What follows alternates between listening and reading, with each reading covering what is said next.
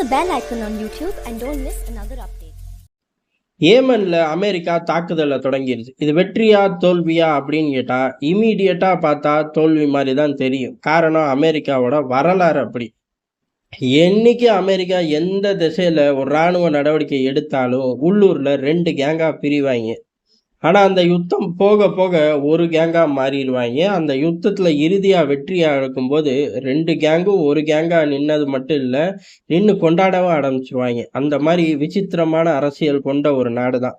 இப்ப ஏமன்ல தாக்குதலை தொடங்கியிருக்கார்கள். ஹவுதியை பொறுத்தவரையும் முதல் தாக்குதலுக்கு பெருசா ரியாக்ட் பண்ணல. அதாவது ஸ்டேட்மெண்ட், போராட்டங்கள், எதிர்வினை காட்டமா இருக்கும் அப்படின்னு சொன்னாங்க. 2வது தாக்குதல் அப்படிங்கிறது ஒரு பெரிய அளவுல ரேடார் ஸ்டேஷன்கள் எல்லாத்தையுமே அடிச்சு உடைச்சாங்க. இதுக்கு மெகா சைஸ்ல ஒரு பதிலடி இருக்கு அப்படின்னு ஹவுதி சொன்னாங்க. அது மட்டும் கிடையாது, அது சொன்னது மட்டும் கிடையாது, 2வது தாக்குதல்ல எந்த ஒரு சேதாரமும் ஏற்படல அப்படின்னாங்க. அப்ப அந்த ரேடார் ஸ்டேஷன் முற்றிலும் அழிக்கப்பட்டுச்சா இல்லையா அப்படிங்கிறக்கு 2 பயலுகளும் வாயை திறக்கிறதே இல்லை.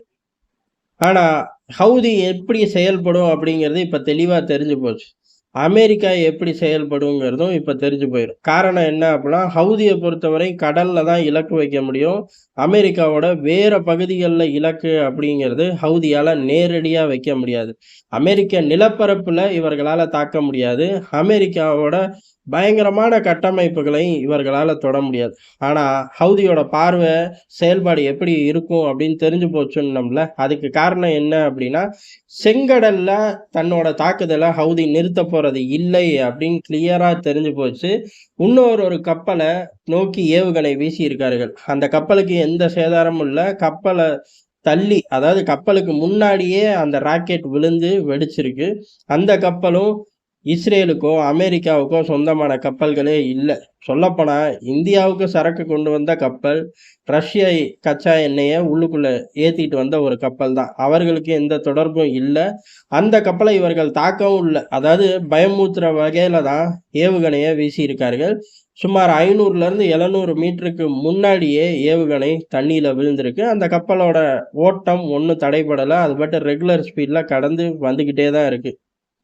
செங்கடல் ஒன்று டார்கெட். எப்பயுமே செங்கல்ல பிரச்சனை இருந்துக்கிட்டே இருக்கும், தவிர்க்கவே முடியாது. எவ்வளவு தளங்களை ரேடார் ஸ்டேஷனை அடிச்சு உடைச்சாலும் நாங்க தடை போட்டுக்கிட்டே இருப்போம் செங்கடல்ல கடல் வர்த்தகத்துக்குங்கிறத தெளிவா காட்டிட்டாங்க.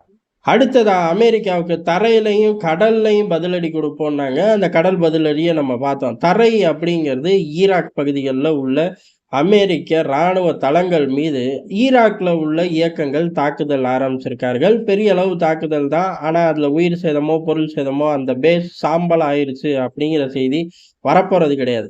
ஆனா நிம்மதியா அந்த பேஸ்ல அமெரிக்க வீரர்களால உட்கார்ந்துருக்க முடியாது அப்படிங்கிறது தெளிவாச்சு. இது இப்ப அமெரிக்காவுக்குள்ள ஒரு சச்சரவாகும். ஏமனை தொட்டு இங்க பாரு ஈராக் வந்துட்டாங்க, அடுத்து நம்ம ஊரு பூரா பேஸ் வச்சிருக்கோம், அடுத்து சிரியாலையும் இதே மாதிரி செய்வாங்க அப்படிங்கிற சலசலப்பு சச்சரவு ஓடிக்கிட்டே இருக்கும்.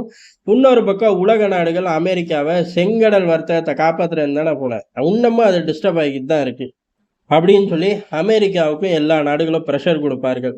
அப்படி ப்ரெஷர் கூடிக்கிட்டே இருக்கும்போது ஹவுதியை பொறுத்தவரை நான் என்ன வேணும்னு நான் பண்றேன், காசால யுத்தத்தை நிறுத்த சொல்லு, நானும் நிறுத்திக்கிறேன் அப்படிம்பாங்க. இந்த ஸ்டாண்டை நோக்கி ஹவுதி பயணிக்க ஆரம்பிச்சிருச்சு. அமெரிக்காவை பொறுத்தவரையும் அவர்கள் எல்லா வழியிலையும் ஈடுபடுவார்கள், இராணுவ ரீதியா ஈடுபடுவார்கள். ஒரு குழப்பமே இல்லாத நாட்டிலே குழப்பத்தை கொண்டு வந்துருவார்கள். ஏமனை அப்படி சொல்ல முடியுமா? ஏமன்ல உள்நாட்டு சண்டை இருக்கு. அந்த உள்நாட்டு சண்டையில அரசாங்கத்துக்கு சவுதி களமிறங்குச்சு. அப்படி இருந்து ஒன்றும் பண்ண முடியல. தலைநகர் சனாவையே ஹவுதி கைப்பற்றி இன்னைக்கு ஹவுதி தான் அங்க பெரும்பான்மையா இருக்கார்கள். இப்படிப்பட்ட இடத்துல அமெரிக்கா என்ன செய்யும்? சிஏஏ இறங்கிருச்சு அப்படிங்கிறதான் உலகத்துக்கு தெரிஞ்சது. எல்லாம் 2 தாக்குதல்கள். 2 தாக்குதல்களுமே இவர்கள் எங்க இருந்து இலக்கு வைக்கிறார்களோ, அதாவது செங்கடலை நோக்கி ஒரு இராணுவ ஆபரேஷன் பண்றதுக்கு தளங்கள் பூராமே 2 தாக்குதல்ல அமெரிக்கா நேரடியா விமானம் மூலியமா தாக்கி அழிச்சிருக்கு. ஆனா அங்க மொத்தம் 4 தாக்குதல் நடந்திருக்கு. அடுத்த 2 தாக்குதல் எப்படி அப்படிங்கிறதா. அடுத்த 2 தாக்குதல் சிஐஏ உள்ள இறங்கி இருக்கு. அமெரிக்காவோட உளவு பிரிவு உள்ள இறங்கி அங்க உள்ள முக்கியமான ஹெவி வெயிட் இது சம்பந்தப்பட்ட, அதாவது இந்த தாக்குதல் திட்டங்கள் சம்பந்தப்பட்ட தளபதிகள் கிடையாது. இந்த ராக்கெட் வடிவமைப்பு இப்படிலாம் அங்க ஒன்றும் டீம் கிடையாது. ஏன்னா எல்லாமே ஈரான்ல இருந்து வந்துற போது ஈரானோட கைடன்ஸில தான் ஓடப்போகுது. இந்த தளபதிகளும் சரி, இந்த ராக்கெட் வடிவமைப்பு இந்த சிஸ்டத்தை தாண்டி ஒரு ஹெவி வெயிட் உள்ளுக்குள்ள சுத்திக்கிட்டு இருக்கார்கள் ஏமனுக்குள்ள.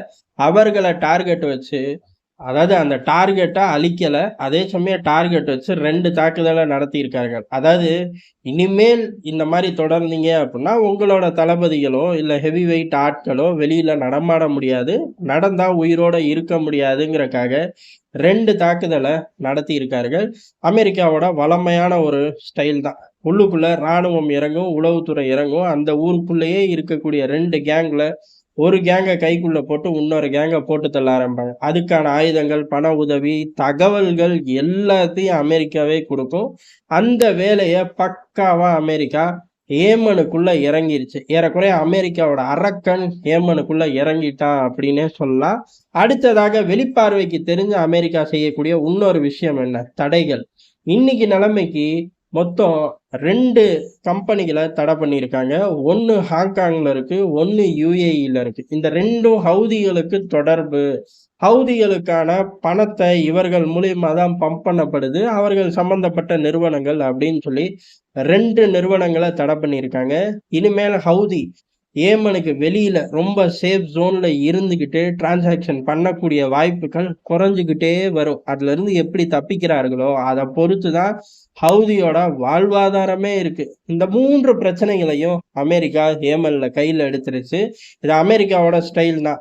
இந்த ஸ்டைல், இந்த இரும்பு பிடியில இருந்து தப்பிச்சு வரக்கூடிய நாடுகள் ரொம்ப சொற்பந்தான்.